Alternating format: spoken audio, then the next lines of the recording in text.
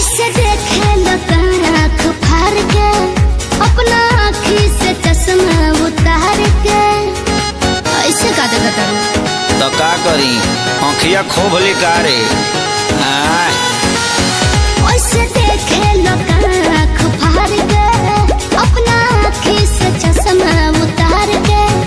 तुम टच में डियर तुम पिए हो बियर मत डालो ये गंदी नजर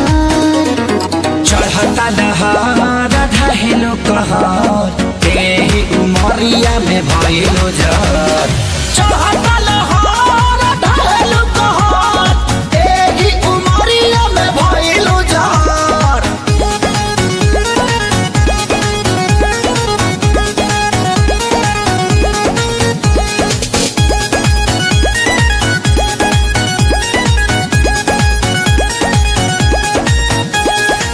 जवन